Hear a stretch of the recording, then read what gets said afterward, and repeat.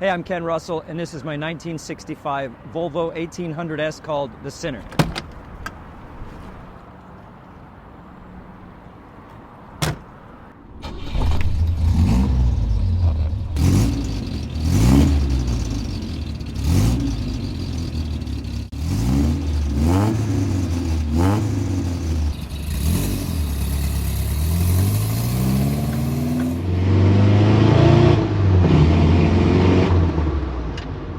The engine was in pretty good shape, but I upgraded it with Mikuni carburetor, double carbs, and as well as a new aluminum radiator. I moved the choke from over here so it's tucked into the fender, and then I tucked all of the wire loom, all the fuses and relays that were over here into the fender well as well, and added a battery kill switch. It runs really well. I've had very little problems. It hasn't overheated. It's a great car. It's got a 4-speed with a 5th gear overdrive in it.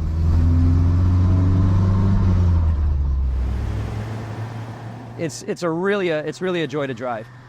So I've been a Volvo guy since 1997, when Val Kilmer was the Saint in the movie called The Saint. He drove a Volvo C70, and I think that was their first sports coupe since this car back in the 60s.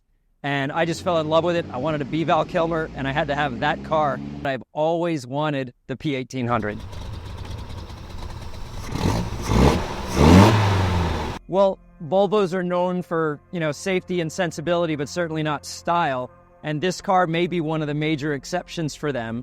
They're a Swedish company, and this particular model was designed, however, in Italy by the Frua house, which also designed Carmen Ghia. So you can see those sort of romantic Italian lines in the car. It's got the fins and the sweeping hood and the sweeping chrome, a lot of curves. It's a beautiful design, but the Swedes still claim it because the son of one of the designers, Pell Peterson, was working for House Frua, and he was actually one of the head designers on the car, so it still does have Swedish genetics to it.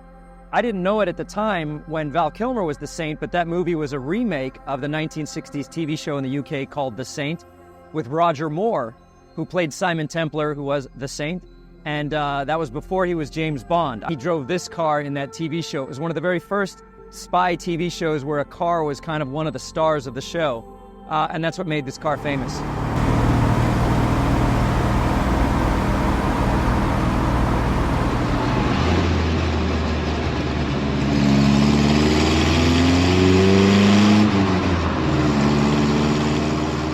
Originally, the producers of the show had wanted a Jaguar E-Type in the show as the spy car, but Jaguar wasn't interested and didn't provide the car, so Roger Moore provided his own personal car, which was the P1800, and that one was in white, and that's why they called it the Saint. It was kind of angelic, and his logo had a halo.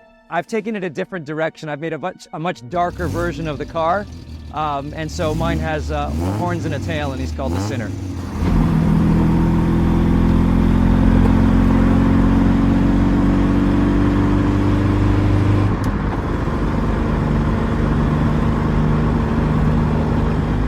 So one of the first times and reasons I decided to call it was the Sinner was realizing how blasphemous this was to Volvo Club of America's rules for judging a P1800.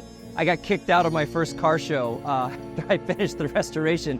I was so proud of it, but once I showed up, I was just rolling in and they disqualified me on the spot because of all the modifications. And you don't see a lot of resto mods of the Volvo 1800, but for me, there were a few things I just felt that would improve its aesthetic. And first was the stance. The original Volvo P1800 had a very narrow, tall stance, very top-heavy with a lot of roll. The wheels were only 5 inches wide and they were set inboard quite a bit. So I chose to lower the car with racing springs and Bilstein shocks, and then I also widened it a lot by moving it to 8-inch wide wheels, much fatter tires, and then adding the fender flares once the wheels had breached sort of the outer limits of the car, which really changed the handling. It rides so much better now. It's much stiffer, much less roll, and I think it really improves the look.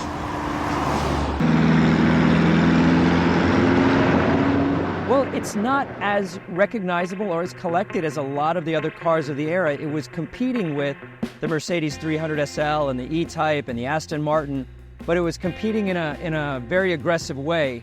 One of their first ads was, what does it feel like to drive a $10,000 sports car? And it showed all of those competitors in the ad. And then at the bottom it said, find out for $39.95. And that was the price of the P1800. So it was really an everyday man's sports car. And it was really more of a grand touring car. The engine itself isn't as strong as those cars, but man, it is durable. The P1800 holds the Guinness World Record for miles driven from one owner, which is over 3.5 million miles. More often than not, people don't know what it is, and they're very surprised to see that it's a Volvo. The folks who do know the car are very passionate about it, but most people who drive Volvos are soccer moms these days and executives, and they're really happy to see that their car that they own has roots like this, because this is back when the Volvo had a totally different spirit and feel. I enjoy the velocity stacks on the Mikuni twin carbs. I think that gives it a great look and a beautiful sound. I really wanted to show off the red block of the B18 engine, which is what the car is really famous for. And so I hope I accomplished that in kind of keeping it really simple and pretty, just making it a bit of a jewel box for the engine itself.